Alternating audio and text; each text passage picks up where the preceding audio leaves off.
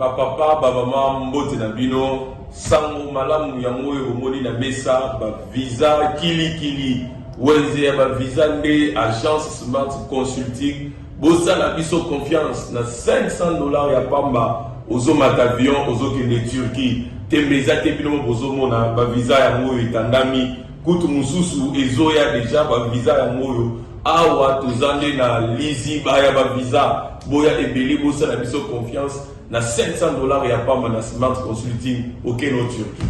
Bon, nous on va doute, pas douter te.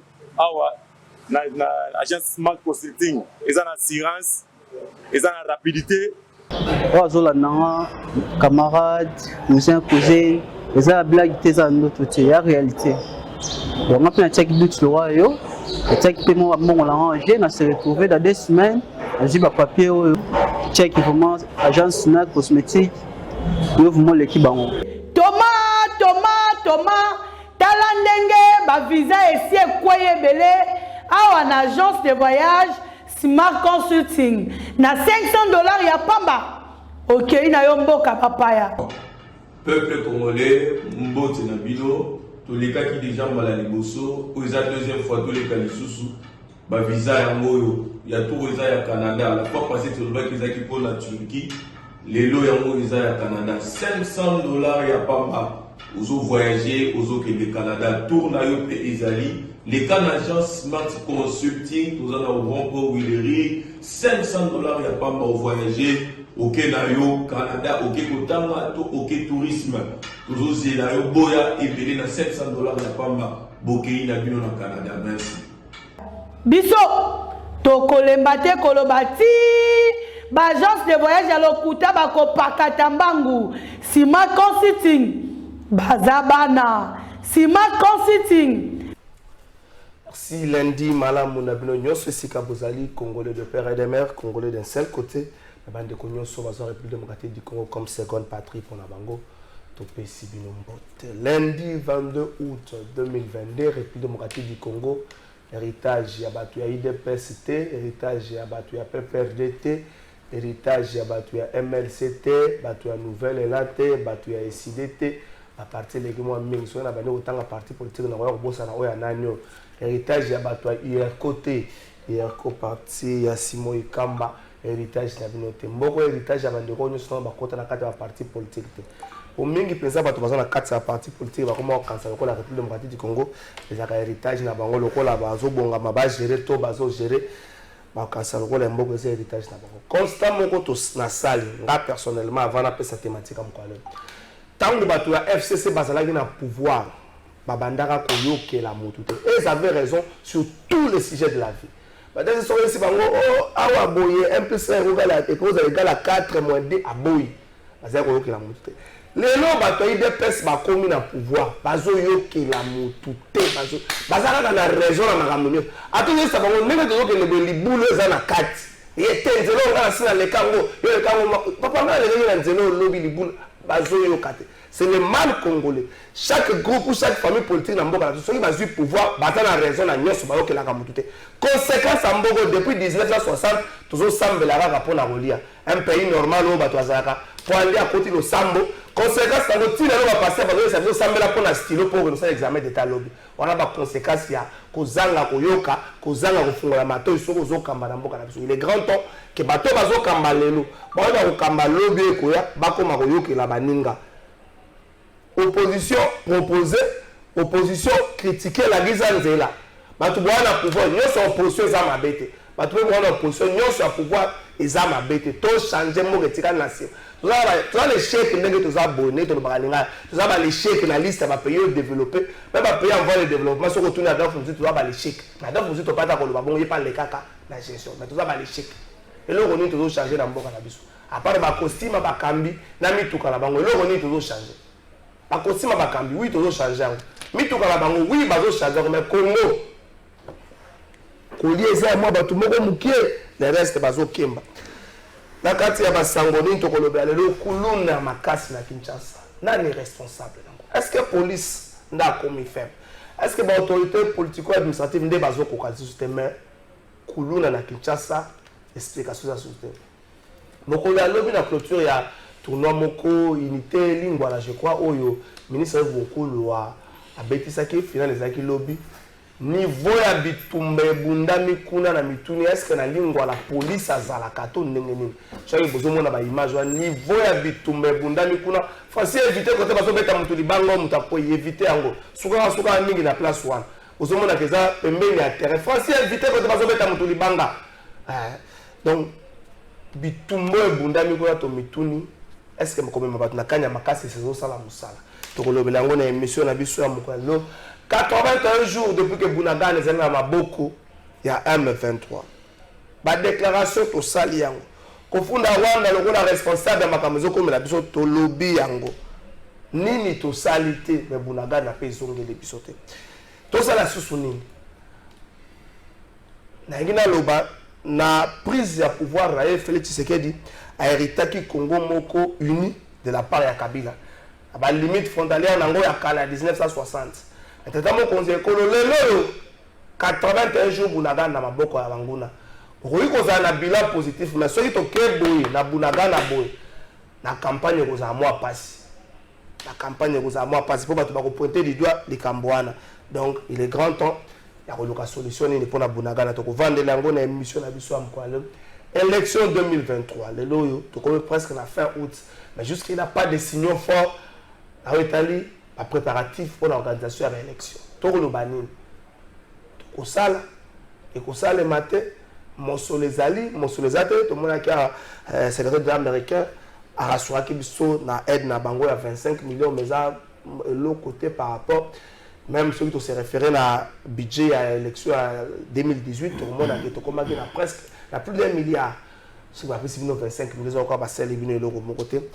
Kolobelango na émission na biso amukolalo na quelques basango conflit interethnique na Maindombe bayakana bateke bitumbe zo bunda makuna mokolo vendredi il y a eu 15 morts dont les chefs du village Maswaka égorgé yena mwasi na ye zokande gouverneur à Maindombe Rita Bola za ko rassurer population que Union se tient mis en place pour na comme makimia renfort moko ya plus de 200 militaires et pepsi na batu banda kala peuple a vivre na kimia et ça ka moi un petit souci au bango ba na lombango qui va même kimia na kati ya mboka Vital Kamerhe à reprendre l'activité politique na ko mokolo ya lelo lundi alors à retenir lundi à lelo réunion moko élargi ya parti politique na ye UNC donc wana un ministre bozo sambela manyeme ça soki réaménagement technique ça le matin mais peuple pas en lecture na ye donc lelo na émission lelo to koloba. Trois invités na plateau na biso ya mokola lelo ba yete po baloba na komba wa parti na bango c'est vrai ça na ba pour le la pour ya élection maintenant ça ko bala ba na komba ya parti na yeme na pour le la kuluna mtakoloba le la congolais pe intellectuel congolais ndeko aller à leng na pesi mbote azali certes moko ya bato maele pe abwana FCC ndeko aller à leng mbote na mbote ndeko trésor Karafai merci mingi pour na invitation na yo. Je suis Congolais, je suis invité à Angate. Alors, Lelo, on a bandi déjà. Merci beaucoup pour l'invitation. Je suis débatté. Et puis, Tongo, Yamalam, on a battu merci. Ndeko Filemon, Yazali, Moko, Yabatu, Yabouania, P. Maël et UNC. Vital Kamerhe a soulevé l'activité politique. Tous les et c'est le principe Vital Kamerhe. On se pose la question, Vital Kamerhe est politicien, tout star, il y a Hollywood. Ndeko Filemon, la question. Bonjour Ndeko Ngalafai. Bonjour Nabako débatteur d'Abisso. Bonjour Nabako Congolais. Banso, Bazali, Branché, Polanda. Congo, Bissiko, émission à Bitoko, ya plateau de vérité. Mbotepe, la Bandeko, ya Gaï, et Tokabolagana Bango, Makansimo, parti politique Union pour la nation congolaise. Mbote na président national na biso Vital Kamerhe elongo na molongo na ye mama Amida Chature na ndenge abandi sikoyo lelo ezali neti lancement officiel ya retour politique ya le président national na biso Vital Kamerhe puisque la réunion convoquée lelo ezali direction politique nationale ya parti où ezali convoqué na yemei le président national Vital Kamerhe et pour aye basikoyo talaka depuis bakanga ye et à Bimena Boloko, il faudrait qu'il y ait un parti politique. Maintenant, parmi les hautes instances, il y a parti, en dehors, il y a congrès, les alaka haute et les alaka DPN, direction politique nationale. Alors, bangamon moni lelo, biso banso wa cadre tout ya parti to benga mitoza kuna pour la réunion avec le président national. To koyoka oyo agoye bisabiso et kozala esengo makasi talaka ke ba privat biso pendant 2 ans. 2 ans dira alors tant zongi ezali esengo mingi pour na biso et puis esengo mingi pour la congolais ndeko. Vous savez que le lot au lobby Bunagana est allé occupé. Vous savez déjà partie est. Alors tout le monde sait très bien que quand même pour la Likamboya paix pour la Mboka RDC, en tout cas beaucoup Katayata va 1000 morceaux. Merci. Ndeko Fiston Madidi azali moko ya bilengo ba otambola zinga ya Adolphe Muzito oyo na yokili solo que bato l'équipe moko mis en place pour préparer rencontre moko entre Adolphe Muzito na Martin Fall la mituni bino no bobo mala mokate ozaka gesika moko ba équipe etia en place pour préparer rencontre na bino eloko nyonso politicien congolais na spectacle beaucoup kuta na atana fadel toi et pas Adolphe Muzito beaucoup bozo préparer nini ndeko Martin ndeko Fiston na pesio mbote ndeko Trésor na banzi obeti excellence Muzito moi pic moko te na beti pic dans le blanc na zongela na bandi na pa ko pesa ba ko débatteur na ngambote ba congolais nyonso ba kozwa li ba couper ya kolanda biso na tongo ya lelo olobaki eloko moko lobi bato bayaka na pouvoir bakoma lolendo tangi pe kombo ya Muzito na kati kasi na ngina ebisa yo Muzito azali moko ya ba ancien premier ministre oyo ba asumaka gestion na bango.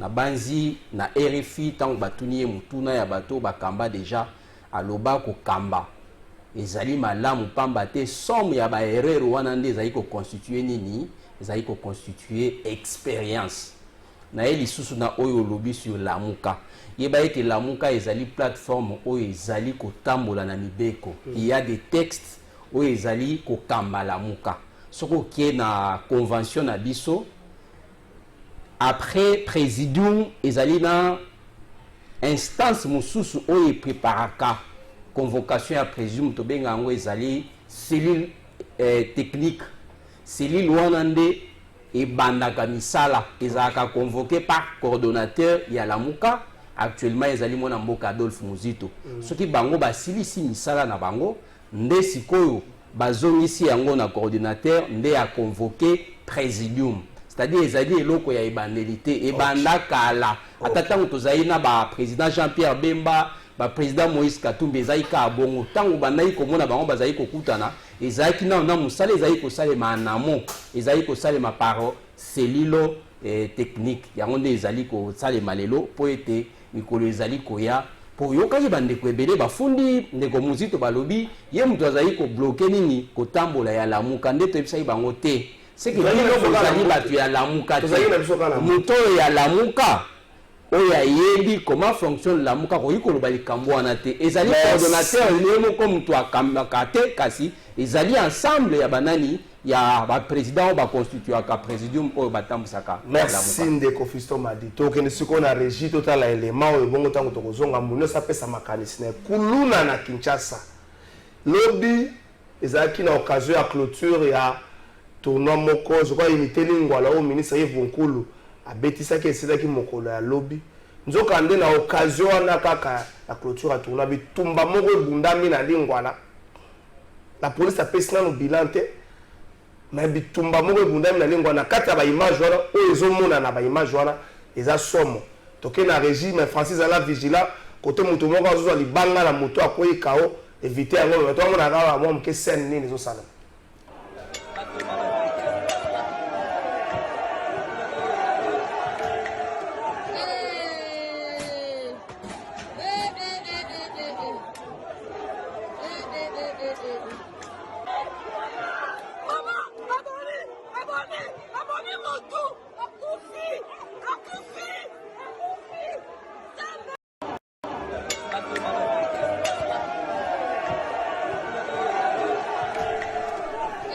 Merci.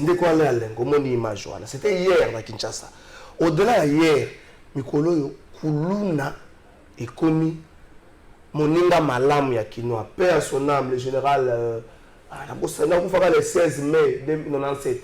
général Koufaka le 16 mai 97 général Maele alobaka soki ba service bazokoka kosisa likambo ya boyete donc problème eza na kati na bango.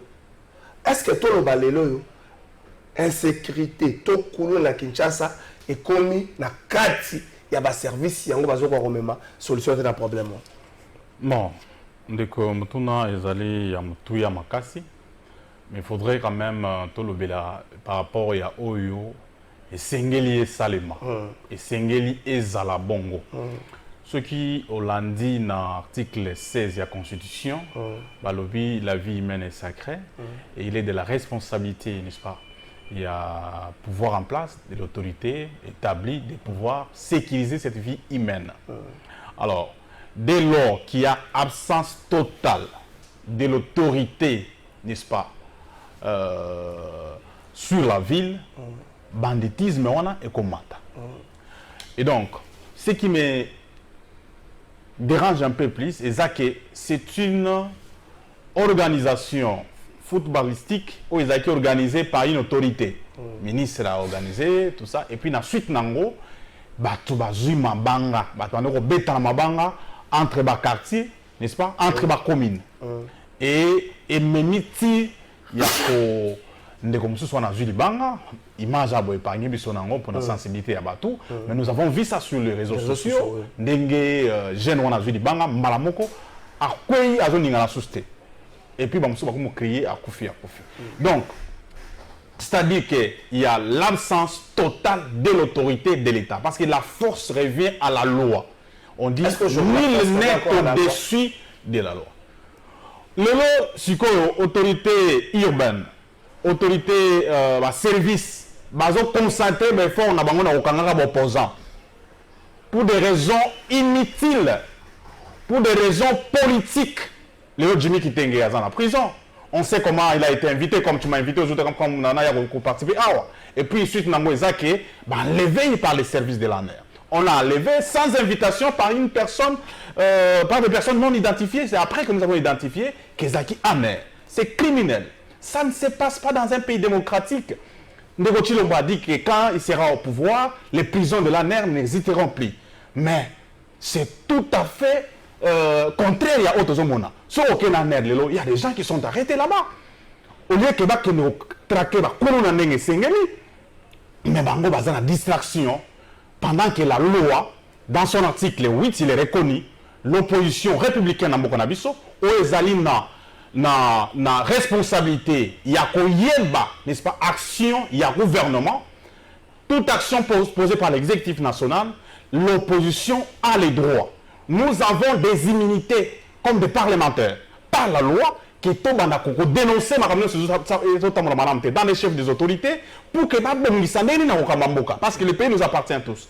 Et puis la loi, n'est-ce pas, portant statut de l'opposition, en son article 15, dit qu'on ne peut jamais, n'est-ce pas, arrêter quelqu'un à cause de ses opinions publiques.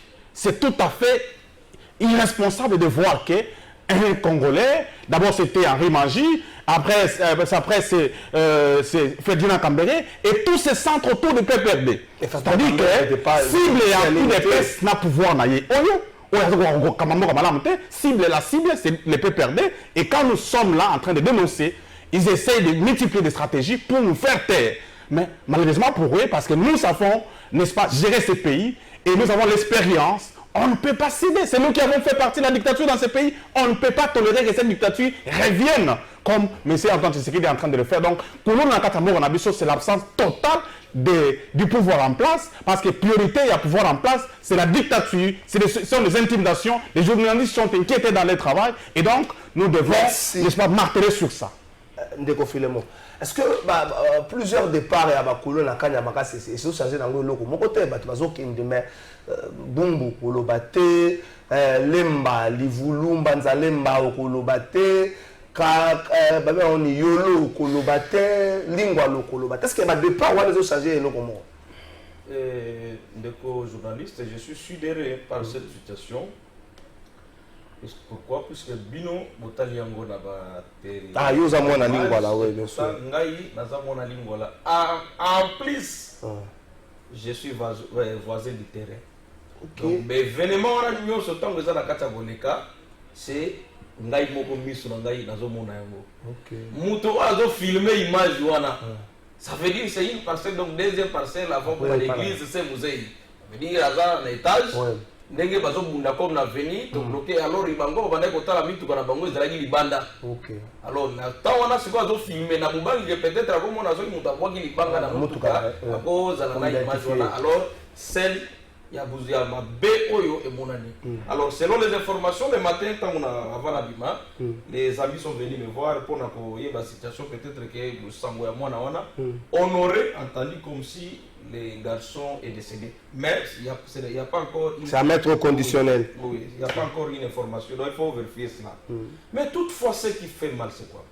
Il y a des quartiers dans ma commune où il y a bien à Kinshasa qui ont une poche de sécurité en termes de Koulouna. Et parmi les communes, Lingwala en fait partie.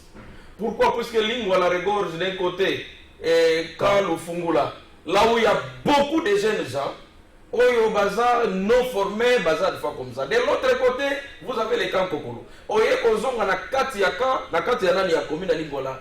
Mais c'est tous les jours et surtout les foyers à Bitumba. Il y a Koulouna na niveau ya commune Lingwala.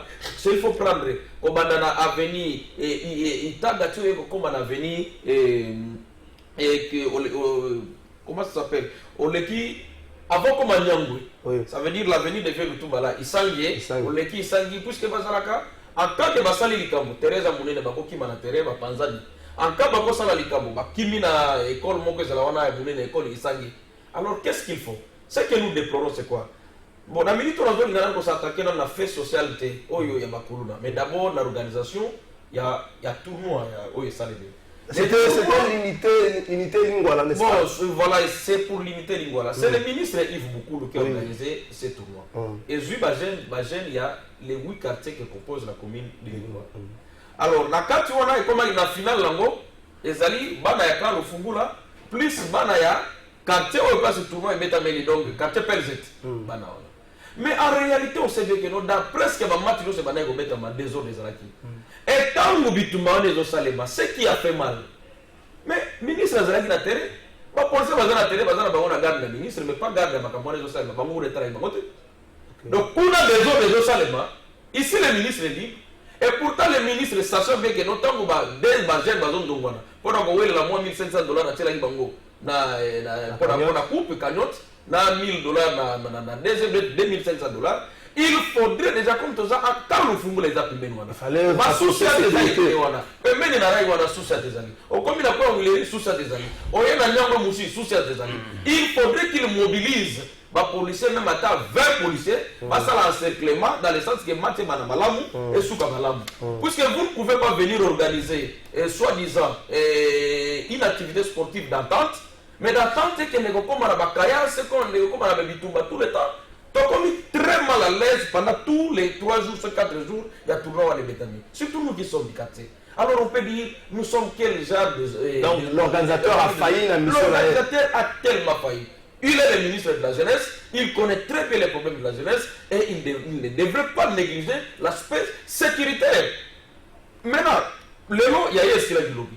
D'ici le lobby, il y a encore nous sous qui a vous comprenez par exemple? Donc ça, en réalité, les gens ont besoin comme on a besoin de peu importe les dégâts qu'on s'est là est à l'Ibangoté.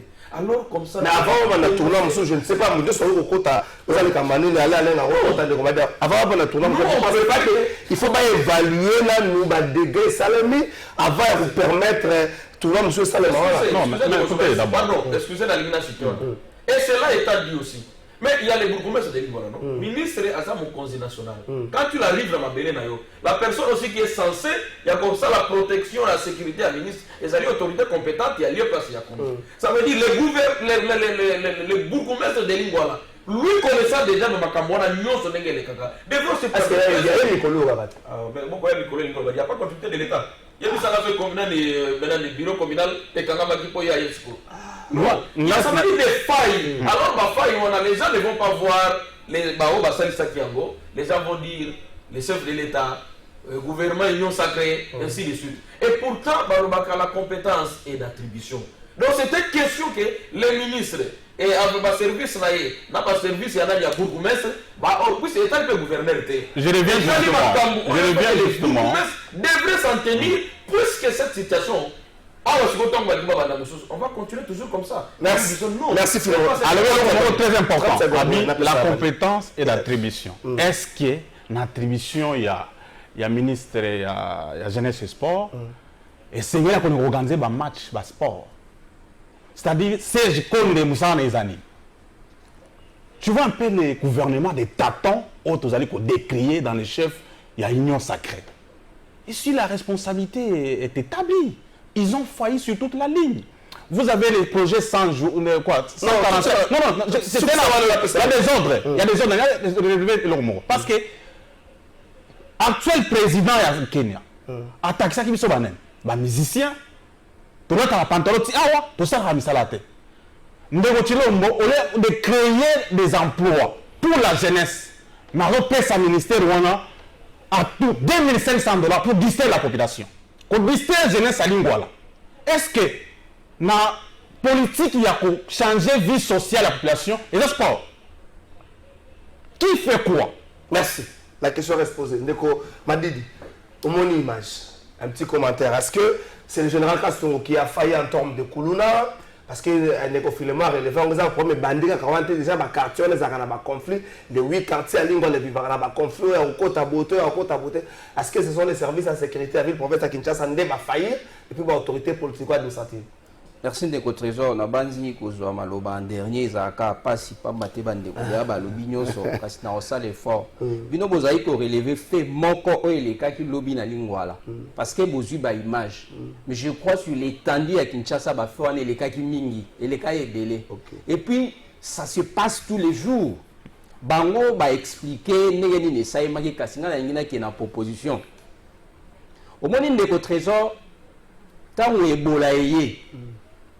Ba médecin ba luka ki ba saki ba recherche pe ba binisa ki so eko bikisa nini Ebola na tango Covid e lisusu to ba nayi ko mela paracétamol te ba saki ba recherche ba découvrir ba kisi c'est-à-dire phénomène kuluna eza kwa maladie ya sika o eyaki et c'est qui na yango ba mettre en place une politique pour être ba ko traiter yango.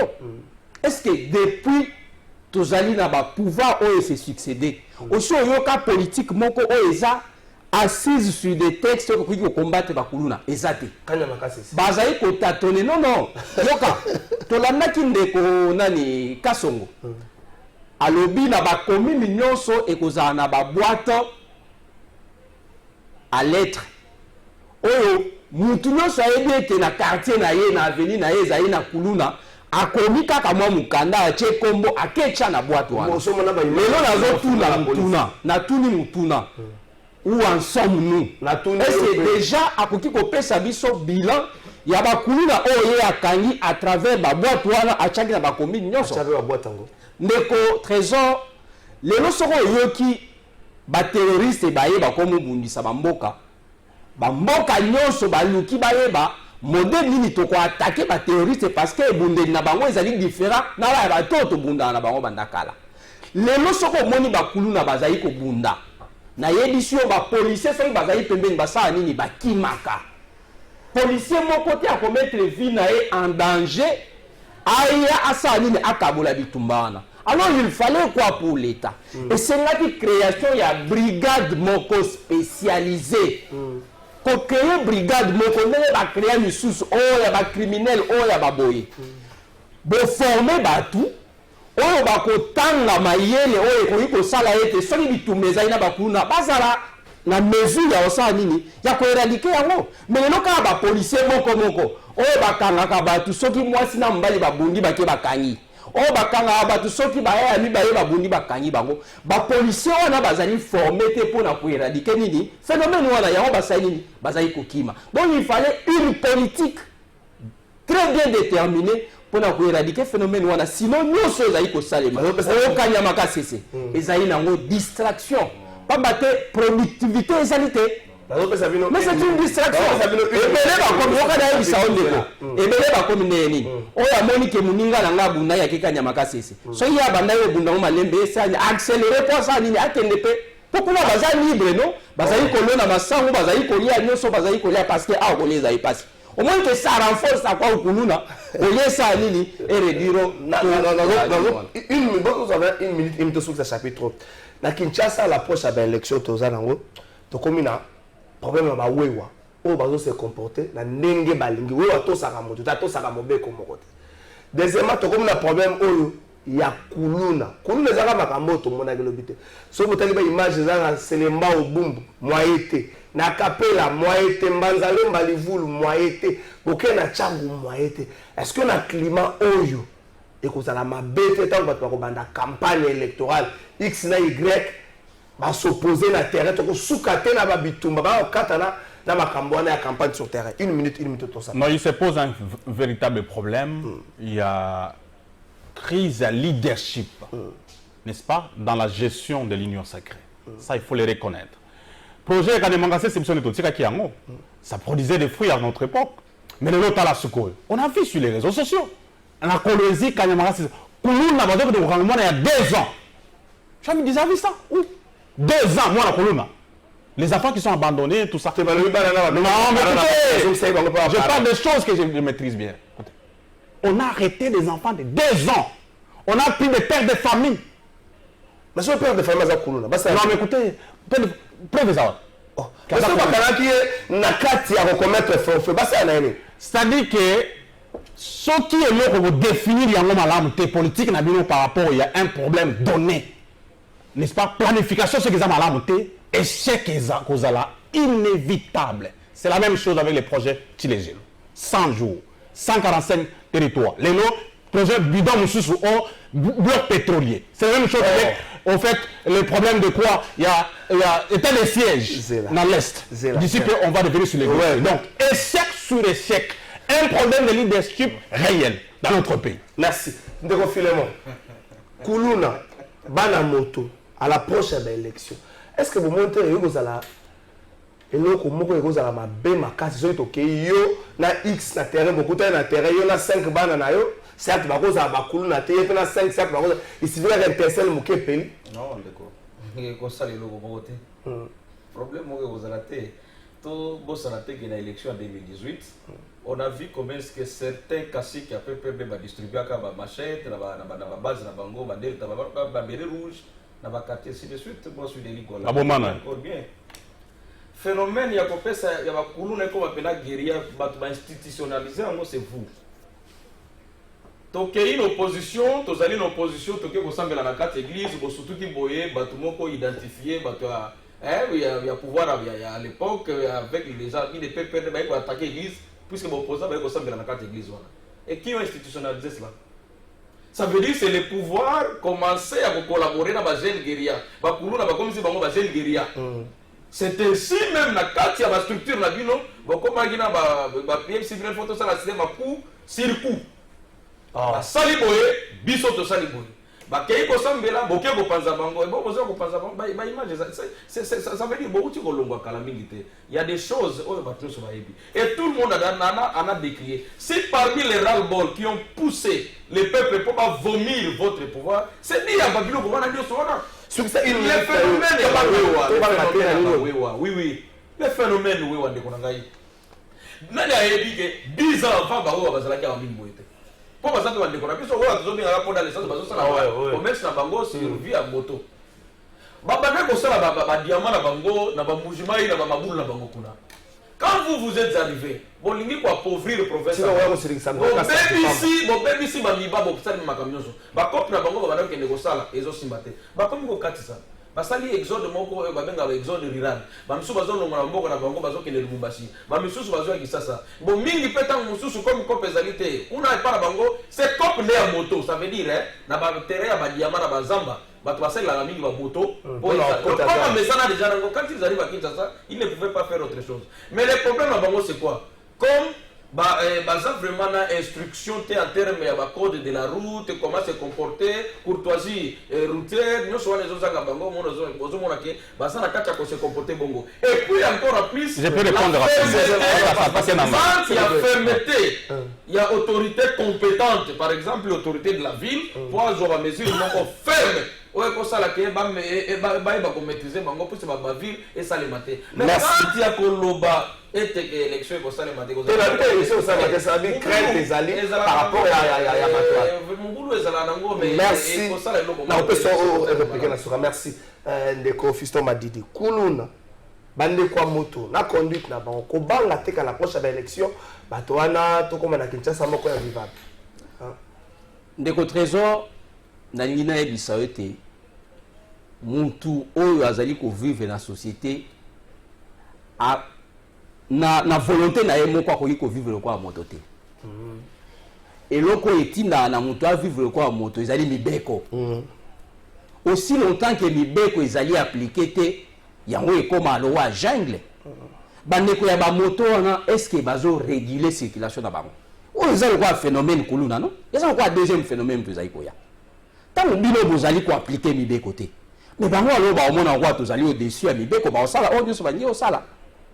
C'est ça en fait dans Okenanga Musikate. C'est toujours une politique qui banga te na prochaine élection. Na lobby obi ko banga te na kuluna na bande kwa moto to banga loko ta. To banga loko te. Nous nous préparons que nous avons deux phénomènes, on s'est préparé sur base de phénomène ni balé en poto longa élection. Merci. Na peso 30 secondes répliquer to Okena régie bongo to zo bande ko ya ministère ya jeunesse. Bon, au moment que débat na biso na peut perdre ceux qui sont en face à IDPS des rois de vide. Des rois Moutali Bosso au débattre na yazate. Notre ami de l'INC a très mal placé Bilo Razolo Barna. Mais je suis quand même obligé à répondre. Il faut qu'on y ait Mboka et Tonga Makana réforme. N'est-ce pas? Et le développement, c'est un processus. Et Bandakana A, pour que nous connaissons Z. Ce phénomène, il y a banditisme urbain. Ce n'est pas seulement à Kinshasa, ce n'est pas seulement au Congo. C'est partout au monde. Autoritaire de l'époque. N'est-ce pas? Joseph Kabila, comme c'est un leadership fort politique, à Luka pour résoudre des problèmes, n'est-ce pas? Il y a Kanyamara Sese. L'opération du Kofi. L'opération du Kofi. N'est-ce pas? Depuis que tu serais en place, quelle est la réforme qu'il a fait par rapport à ça? C'est ma copier-coller. C'est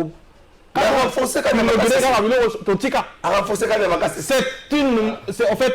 C'est la continuité de l'État, mais c'est copier-coller. Non, mais c'est copier-coller. Merci. Copier-coller. Maintenant, par rapport à processus dans le développement. Kabila en tant qu'agent de développement. À Tongi Banzela Kolonga Kinshasa, Tina Chikapa. Pour la loi, on permet que mon tabac traverser. Donc, on va aller à Kinshasa parce que ma tenue pour la loi, Kabila m'a déposé. Merci beaucoup, la Likamba de Tokena Régie. Tout à la parcours. On peut pas les condamner par rapport à ça. Merci, Tokena Régie. Par rapport à Congolais. Merci, Tokena Régie. Tout à la parcours. Moi, Mboka Sami Adubango, vice-ministre des Affaires étrangères. Parcours Moko Elenge, Azali Elenge. Tout à la parcours. On a eu ce que Samate. Tout à la parcours. Ambitieux, Sami Adubango s'effaçant un excellent parcours. Responsable de projets dans les secteurs humanitaires, enseignant d'université. En 2016, Sami Adubango est nommé vice-ministre à la vice-primature des transports et voies de communication. Alors membre du bureau politique du parti politique Congrès national congolais, sa cote de popularité ne cesse de monter en flèche. Il est brillamment élu député national dans la circonscription de Mahagui en province de l'Ituri, où il incarne pour beaucoup de jeunes le renouveau de la classe politique à un vrai modèle du leadership. Juste après, Honorable Sami est désigné candidat du ticket gagnant du FCC pour les élections des gouverneurs, où il s'affiche comme espoir de l'émergence et de la stabilité de l'Ituri. Mais malheureusement, cette riche province verra son rêve pour le développement s'effondrer suite à une dégoûtante trahison de leur candidat par certains cadres aigris du FCC. L'infatigable Sami Adubango ne lâche pas. Élu rapporteur du réseau des jeunes parlementaires, il continue à servir sa nation à l'hémicycle de l'Assemblée nationale où il n'a qu'une seule obsession, l'intérêt supérieur de la nation. Cette obsession le pousse à braver la peur, alors qu'aucun député de sa famille politique, le FCC, n'osait s'afficher pour décrier la misère du peuple congolais. Samy Adoubango est ainsi parmi les premiers parlementaires à répondre positivement à l'appel du président de la République, son Excellence Félix-Antoine Tshisekedi Tshilombo, pour la formation d'une union sacrée de la nation.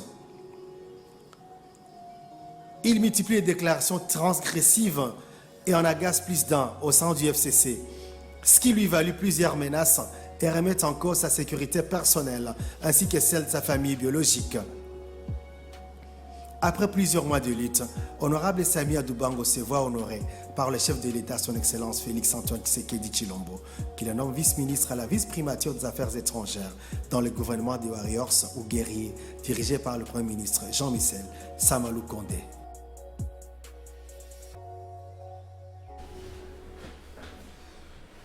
Merci Wanezali, vice-ministre et Affaires étrangères Samy Adoubango. A Congolais va pesa na makasi te bilenge. Mais so ba Congolais ba pesa na makasi bilenge te. Boko nene boko pesa na boko tombola mboko ba Congolais bilenge ba na pesa na makasi. Samy Adoubango azali ministre azali pe bilenge to pesa na makasi. Ba message ya bakamba kuluna ezebele. Bonjour ndeko trésor Luc. Kuluna eza eloko oyo Kabila atikela biso ndeko ya pe perdre atika kolatisa pouvoir en place likolo ya lokuta wana Philippe Kassenga. Bonjour Trésor Yebisan de Koya UNC. Boye pourquoi Vital Kamerhe a commis Kimia Lokola Kabila ezali ni kanda kaka Jean Ntita. Bonjour Trésor Tunan de Koya la Mukawana. Soki bango bazui bazana nini comme projet oyo ekubongisa mboka grâce Ondoi. Bonjour Trésor Kuluna oyo ekomi na mboka oyo eza makasi koleka air ya Kabila. Malgré Kabila atika kibiso na pasi pe atika kibiso pe na pasi donc niza ndengwa ndeko Laura Iso azali moko ya bandeko bazwami na cabinet ya ministre Yves Bonkulu, ministre ya jeunesse, ministre Yves Bonkulu zaki à la base ya organisation peut être dans organisateur ya manifestation ça là bon to ba ngo tourner si la ki moko la lobby ba lobby on va laisser la biso ngo image en illustration évitera à côté ndeko azwa libanga wana ndeko filema lobi tangu bato bazobunda kuna ministre ba policier bazo continuer à sécuriser bon un certain moment la policier wana bazana objectif moko c'est de protéger d'abord les ministres so les ba policier ya gina bango mais so les ba policier bazwa ki pona manifestation wana plutôt tourna wana ndeko problème la policier ba na ministre bazana objectif moko ils ne peuvent pas bouger d'un pas ceux qui ministre ninga de peur que ceux qui m'avaient comme les ministres bazana ba responsable wana zara ba policier batani sa bango na IPHP. De Corolla, il soit allé coordinateur, il y a celui, il y a initiation de la nouvelle citoyenneté. Donc, on a évité que la nouvelle citoyenneté, il y a une ligne, voilà. Il y a une nouvelle citoyenneté, le problème avec les journalistes, et puis il y a improvisé journaliste, et puis il y a mouton noir. C'est que vous voyez la vidéo, vous rapportez les événements comme si vous étiez sur le lieu, comme si vous étiez le maître, le docteur et puis le réalisateur de ce fait. Le phénomène Kuluna, laissé par Kabila de triste mémoire, vous savez ce que ça produit dans ce pays. On n'a pas régulé. Kabila a créé ce que vous avez appelé Kanyamakasese pour envoyer le Kuluna là-bas. Vous dites aujourd'hui que ces gens qui sortent aujourd'hui, bazo bénéficier, je vous donne les faits réels. Le tournoi Bomoko organisé dans le cadre de Bomoko Lingwala, Ndege Batuba Koyokana te Bayokana. Tournoi ezalaki spécificité nango ba quartier Nyonso, ezalaki quartier Moko et bimisi équipe Moko pour na baya ko beta na terrain mythique. Oh Moko etikali ya Lingwala. Pourquoi tournoi wana salemi? Je vous donne les éléments. Terrain appelle ce Kimbuta te Karango. Terrain appelle C. Vous savez combien d'affrontements il y a eu pour que terrain ait été clôturé autant de fois. Le ministre a réussi à gagner au niveau du gouvernement terrain on a éthique à la pona lingwala et batonga la bango complexe, il y a complexe sportif pona bango, terrain à foot, terrain à basket, terrain à volley et plus personne ne viendra pona ko luka ko boto la terrain on a. Et aussi pour inaugurer yango, pour la terrain représenté unité pour la bana lingwala, le tournoi a été organisé. Et Betani, jusqu'au jour, il y a final, il y a tournoi wana. Mais il n'y a pas eu d'incident. Il n'y a pas eu d'incident jusqu'à la fin. Les incidents que vous avez vus là n'ont rien à voir avec le tournoi du ministre Yves Bonkoulo. Les Koulouna se battaient dans la venue Moussoussouana. Bitumana bango et bimisi bango baya na terrain baye pour s'affronter. Ça n'a rien à voir. Je vous cite un exemple. Aujourd'hui, Namoko na machette, il faut que déposer la police. Lobby na 20h, kozonga na ndenge toti tournoi kozonga. Bakulu na baoto buna na se côté à Jamaïque babandi mata na bandal. Bakoti na bavenu na biso. Et par réflexe, j'ai pu prendre mes enfants. Voiture et tikali na balabala na côté ici bango na lupangu pour que na kangana tia crochet. Mais vous savez ce qui s'est passé? Quand la moni na yozo bana pour na côte sabana a lancé la machette. Heureusement machette est côté mais na kangi porte et chrétien et l'équipe moi na mouké. Vous savez la colère que j'avais hier parce qu'il fallait la bimakaka parce que m'affronter même avec ces gens-là. Donc et où tu na mokuna et il est comme la bino par 2 fois na vivre en lobby. Ok. Donc, rien à voir avec le tournoi. Et je le répète, les gens qui ont même publié des articles, même bon, le journaliste, il y a Wapi. Venez quand même. Non, attends, laisse-moi, je vais parler. Je suis journaliste et je suis professionnel. Si vous avez besoin qu'on vous apprenne le métier, venez apprendre le métier. Merci. Non, mais le journaliste, n'invitez pas qu'il faut un journaliste. Mettez-moi ma place. Merci. Mais aujourd'hui, on a rapporté un tournoi. Et le tournoi n'a rien à voir. En fait,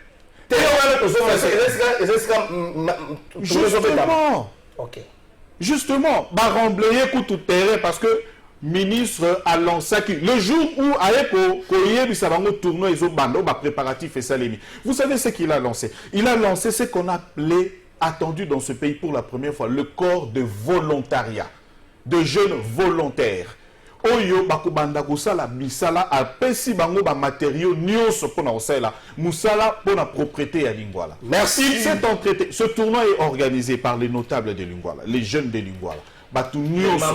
Et aussi, je veux vous dire, il y a 2 tournois qui s'organisent. Bana Lingwala nde to bazo sala yango. Oya ministre Sili, ya ndeko mususu pe ya Lingwala. Ezo banda lisusu. Ils n'ont rien à voir na Babylone na Bakulu na wano batu ba ban. Merci na moni bazo ngisalo. Le bilan qui est établi là-bas, c'est un faux bilan. La police n'a encore donné aucun bilan. Il n'y a pas de mort. Les gens aiment raconter des choses. Il est mort avant non, mais qu'on nous donne qui est décédé. S'il vous plaît. Je viens du commissariat. Tu vois, quand on s'est appelé, je suis passé par là pour avoir toutes les précisions. Commandant Yalingwala, Aza Moisi, Aza lieutenant-colonel. Et elle était là aussi. Allez-y. Merci Rolaïso. Azali membre du cabinet du ministre Yves Bonkoulo, ministre organisé qui tourne ici là qui m'a lobby a expliqué. En beauté, on a remis Babiloko Nelson Nabana Lingwala. Donc là, c'est casquette à journaliste, c'est comme la casquette à police. Donc on a le besoin sur le bâté. Donc la casquette à journaliste. Merci tout. Mais mon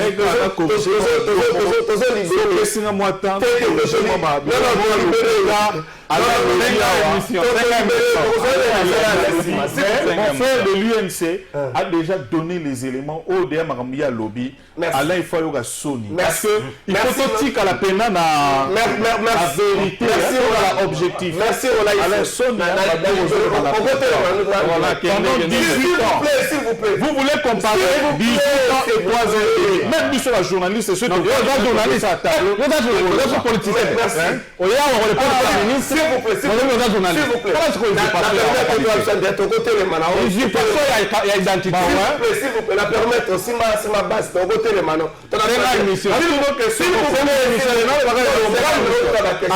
S'il vous plaît, le médecin, parce qu'il est il n'est plus médecin.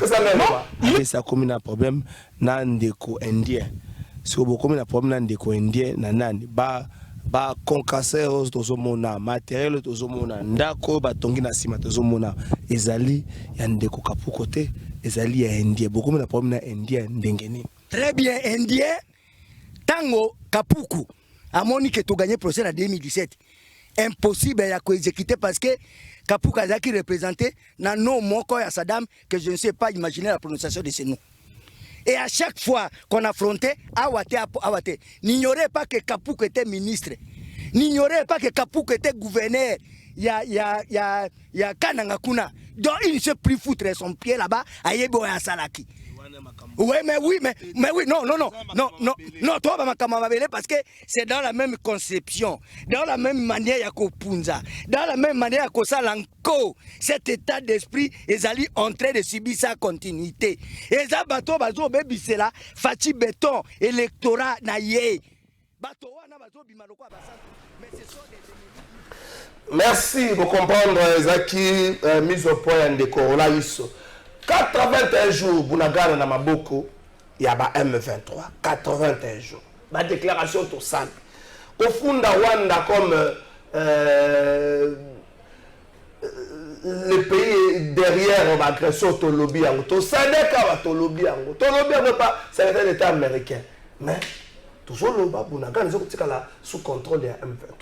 Quelle serait la recette magique autour de ça là? Et bien, faille na biso na dossier les awap. Est-ce que toujours qu'il y a un peu ceux qui ont viré que les gens seront concentrés plus dans l'organisation de l'élection, tu aurais qu'on bosse à la Bunaka. Neko, Fiston m'a dit, tu as sur 2 minutes dans le Cambodge. Tata Trésor, Makamou ya Bunagana, ils allaient confirmer na 2 hypothèses. Il y a des bosso ils allaient confirmer entre Congo na Rwanda, accord il y a cessé les faits salemate au gouvernement à Kosabiso. Oh. On a réponse, il y a l'Ibosso et Zaïko Pesa. Il n'y avait aucun accord, il y a cessé les faits. C'est-à-dire que Bandeko Rwandais, à travers le ministre Nabango et Affaires étrangères, thèse Nabango et Zalaki vrai, il y a Bisso et Zalaki Lokuta. Et Zalaki a confirmé deuxième hypothèse, il y a que ça a été, Tozali na armée.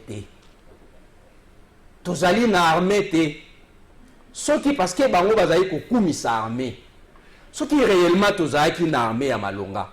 Ndenge nini M23 bien qu'azali soutenu par Rwanda akoki kotikala plus de 80 jours na Bunagana.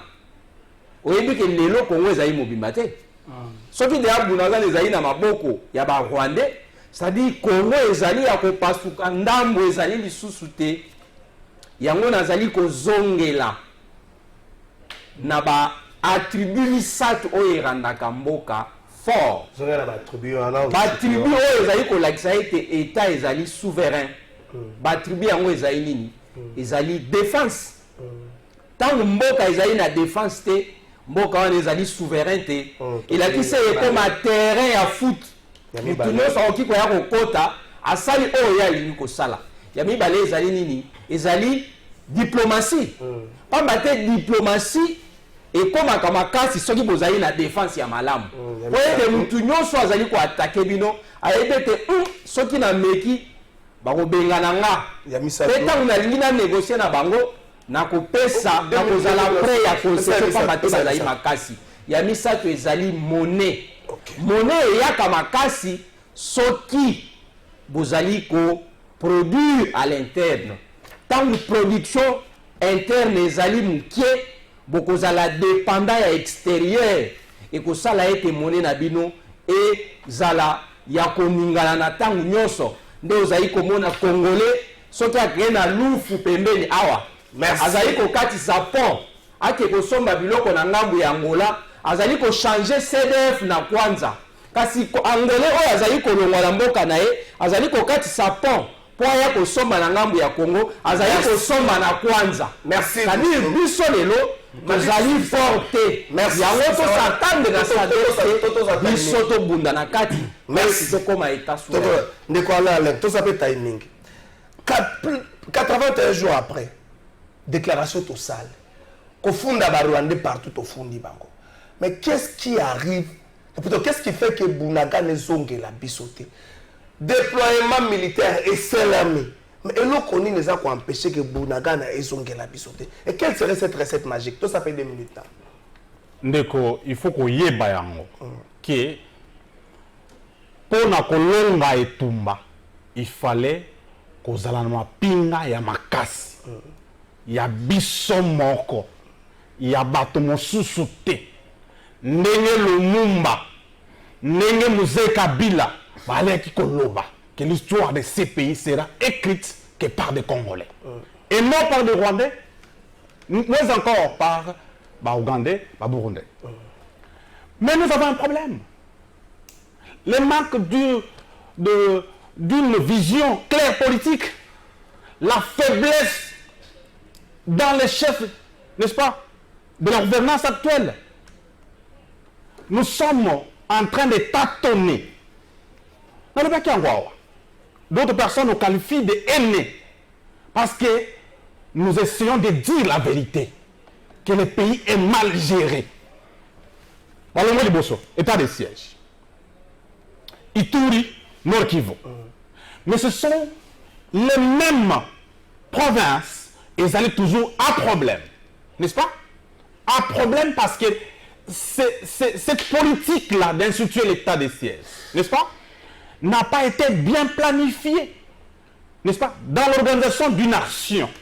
Lorsqu'il n'y a pas planification, organisation, l'exécution va poser problème, monsieur. Et c'est le cas aujourd'hui.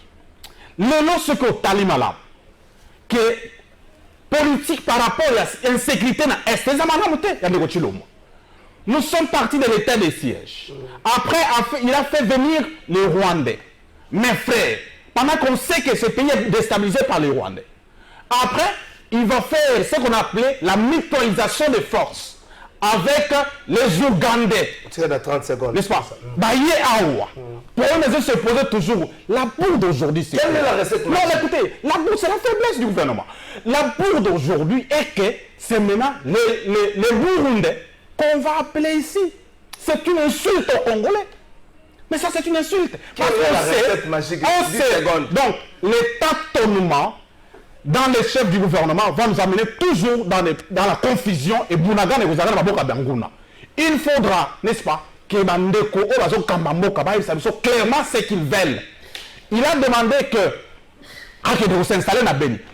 La réalisation de ces promesses aussi, une faiblesse. Merci. C'est très important. Merci. Là, s'il te plaît. Alors, maintenant, à Sali à voter, on ne dote pas à l'armée congolaise, n'est-ce pas, les moyens qu'il faut. Pour Bunda. Merci. D'abord, non, termine. Une minute. Accord à Nairobi. Tozongi, accord à Luanda. Tozongi, on a un déploiement de force. Il y a sous-région. La sous-région, tout ça.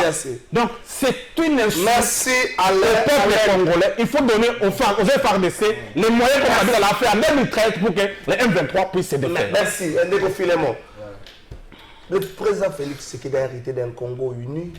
Une partie de ces pays, ils ont beaucoup, il y avait 23, 81 jours, ça n'est de trop. Quelle est cette recette magique au gouvernement Nango pour la ressource du Cambo une fois pour toutes? Merci. J'ai l'impression que ça y est, à l'époque, il était haut responsable avec le gouvernement.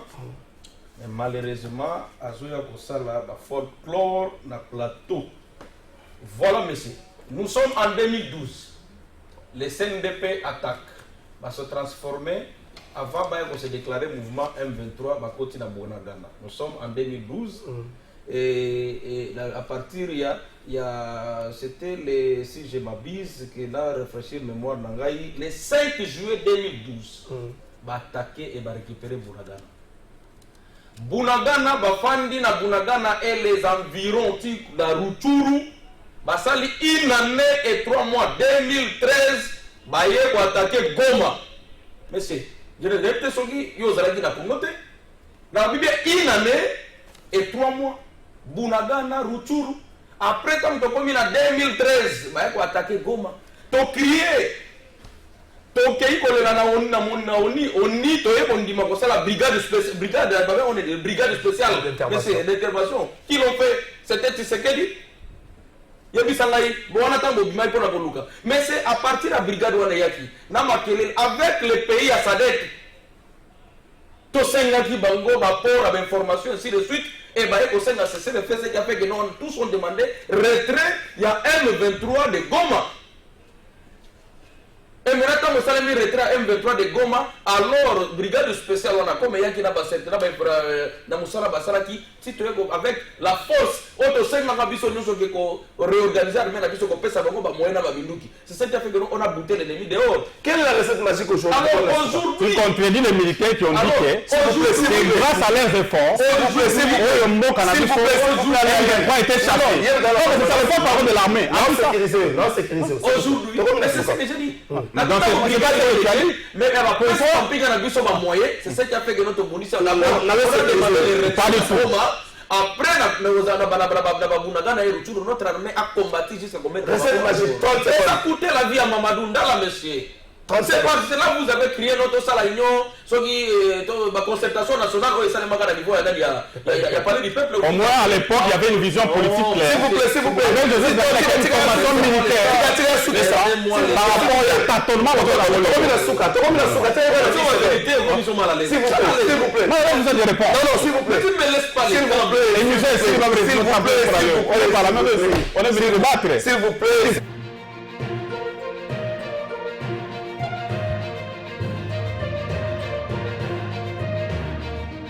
nafunda sikoyo bato toza mokonzi ya ekolo ofunda oyo bato naofunda lelo population esengi yango na moto azwi joue na ye azwi nini na ye merci tata mokonzi ya ekolo mwana afundaka bato aye kofunda ya lelo tata mokonzi ya ekolo peuple alobi nayebisa na yo peuple aye kofunda peuple alobi boye tata mokonzi ya ekolo mokonzi azalaka na bakamarade te surtout mokonzi babengi président de la république parce que na Congo président azali ye moko institution mutu oyo azoko se comporter le camarade ya président toyebi ta komikomisa ye mpe institution to ndenge nini tata mokonzi ya ekolo peuple akomi komituna kofunda oyo tofundaka estce ekomaka mpo résultat ezoya te na kinshasa ndakisa kuluna eleki moya kolobela bakonzi te bakonzi okolobeli bakokasa baza makasi na kose déploye mpona kokangaka bato mpo alabi elamba ekokana ya basoda me mpona kosukisa likambo kuna kotakuna kasongo aza makasi te soki olobi na bango boye bango nde lokola bana polisi bakotia bato bakanga yo tata mokonzi ya ekolo kuluna ya kinshasa oyo sala ndenge osalaki na kasai na tourne na otambola makolo tuna peuple akoyebisa yo